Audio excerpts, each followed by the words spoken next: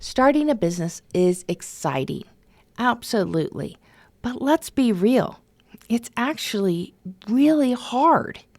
And no one tells you how hard it's going to be. Yeah, you went out on your own because you think you're going to have freedom and you can do whatever the thing you do and have passion for. But there are so many more things to running a business that no one bothers talking about.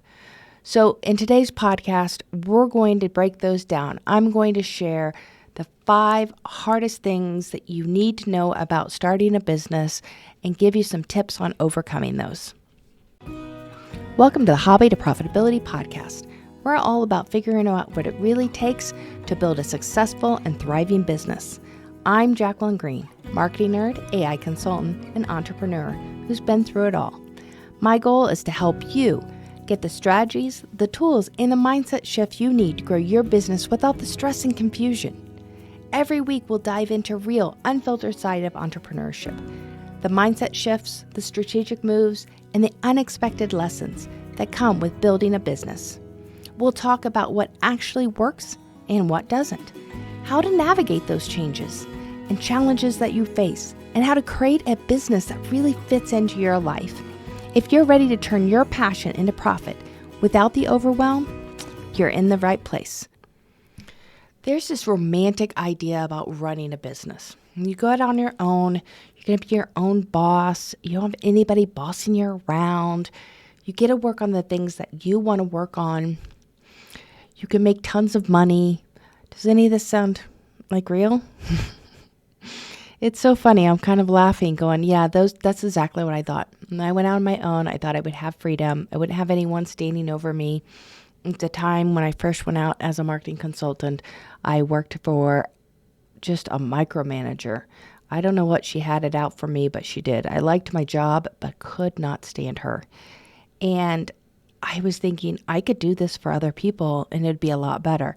But there were quite a few things that I was naive about.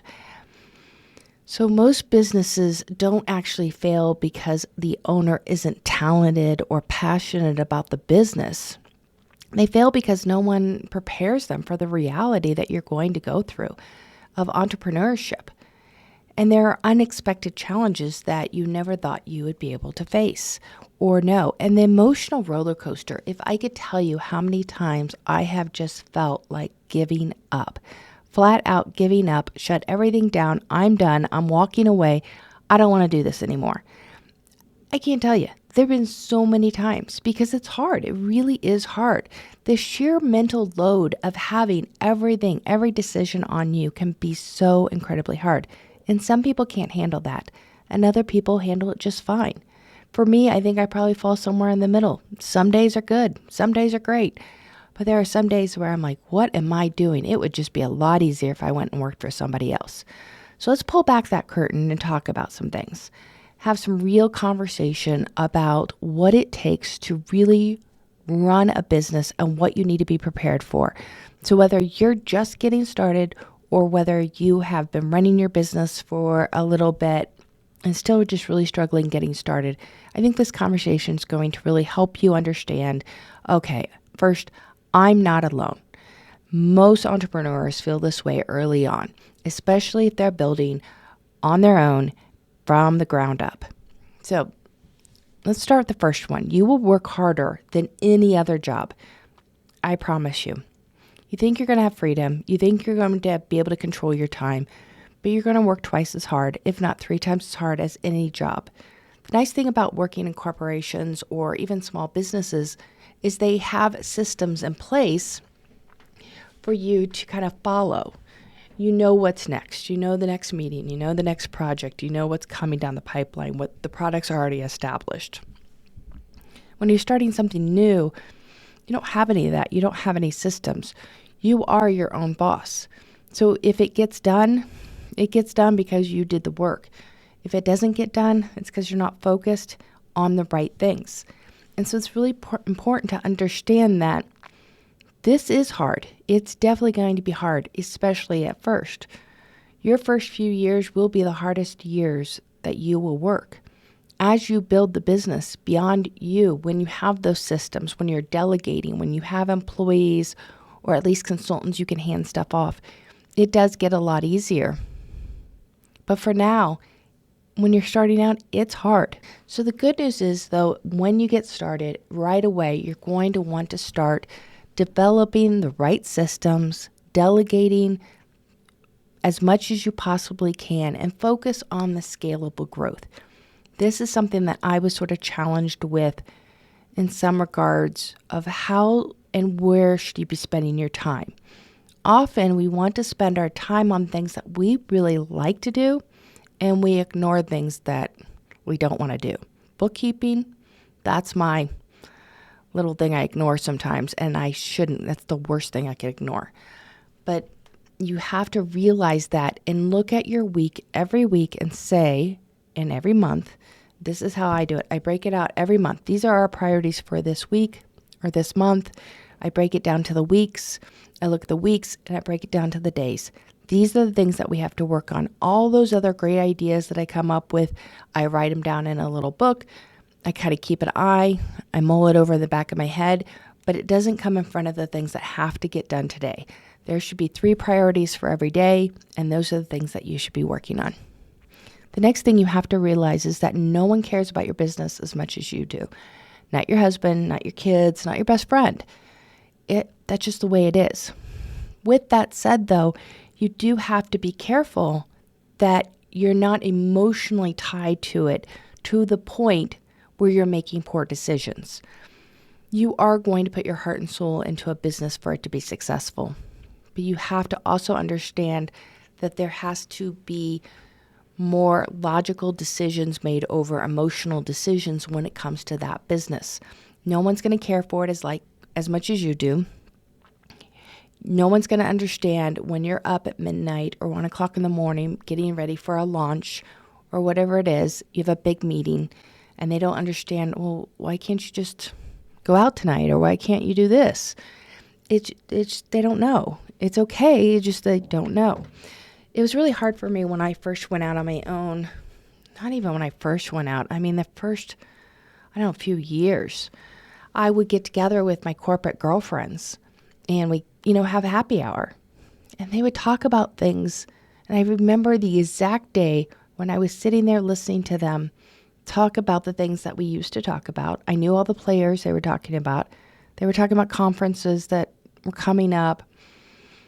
I knew everything that they were discussing. And I realized at that very moment that we had nothing in common. Where they were in their careers and they were moving through this corporate structure that I used to be a part of, that's great for them. But they could not relate to the same problems that I had, just as I could no longer relate to the problems that they were having. We were just on totally different scales. It just wasn't the same. And at that moment, it was kind of sad for me because I realized I was alone here.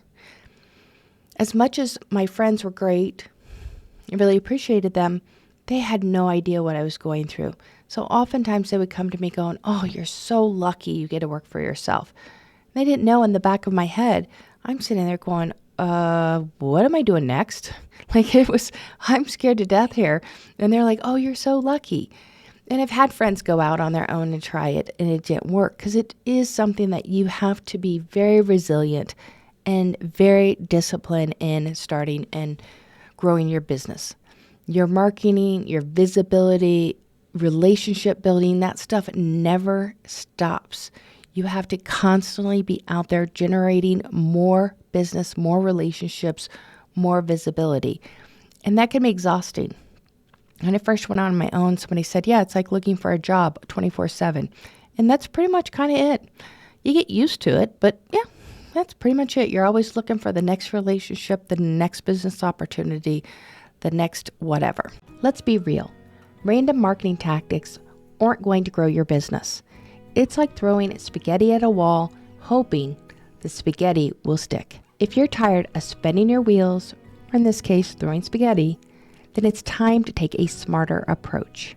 The Marketing Momentum Workshop is built for small business owners just like you, who need real results, not just more marketing noise. In one 4-hour session, we will work with you to pinpoint the best strategies and create a roadmap for your business that's going to help it grow. Take the first step. Book your free marketing health check now at behindthedesignco.com, and let's get your business moving in the right direction.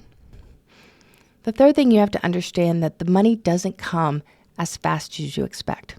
It is so easy to watch YouTube videos and hear, oh, you just have to do this, this, and this, and then you're going to be successful. It doesn't work that way. Yeah, you're going to get some wins early on, absolutely, because that's what keeps you going. But to keep actual stable, consistent revenue, that's where the challenges really come into play. And so you have to be really strategic with your time, with what you're doing, and you have to be persistent. You just can't give up. Remember, I mentioned there are days that I'm like, I'm done. I think I'll just go back and get a job. Every owner, every CEO I know that has built a business from scratch has had that feeling. So when it comes to cash and cash flow, you need to be realistic. You have to understand that this is a long game, not a short game. So you need to focus on that cash flow. You have to really track all your expenses. You want to keep them low early on. Just because there's really some cool technology out there that can do this, this, and this, don't just sign up for it if you're not ready for it yet. Even though you could see a place for that in your future, now may not be the time. So you want to track all of your revenue. You want to track all of your expenses. And you need to determine what your profitability is. And so when I say track all of your expenses, I know several business owners that work on an hourly basis, but they never actually track the number of hours. So for instance, if you're an interior designer and you give a proposal to do somebody's remodel of their entire house, and you say, okay, the design fee is going to be $10,000. And I'm just using easy numbers because math is not my friend. $10,000. So how many hours is that really if you look at an hourly wage? Now, we know that we want to actually sell on value, absolutely. But you still have to know how many hours you're putting into a project so that you can understand then how to build out your pricing so that it works. And this is really important as you want to hire people. Because if you're saying, okay, that's going to be $10,000 design fee, but it really, in retrospect, cost you, $12,000 to actually get it completed in your hours, then you're losing money. And so it's really important to understand where that profitability is, that for every dollar you're earning, how much is it costing you in time and energy to earn it? And so those are important factors that you have to understand about your business. And know your numbers. If you're not tracking all this stuff, you're really kind of flying blind. It's important to understand it and to understand what's going on. And I am not a money person. I'm a money person. I'm not a accounting person.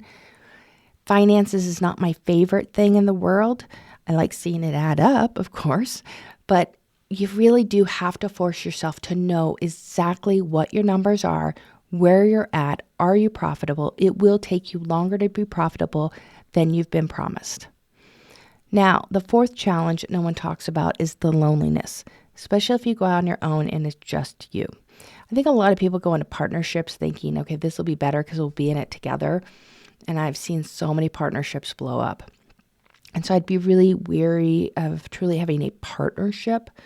But it can be very lonely when you're starting out, and you kind of have to understand that. So I have some recommendations for you. This was really hard for me, and it took me a little while to realize that I actually really was lonely.